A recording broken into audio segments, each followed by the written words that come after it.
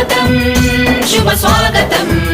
ఓ విద్యార్థులము పూర్వ విద్యార్థులము ఈ పుడమి ఎదలో వికసించిన విద్యా కుసుమాలము.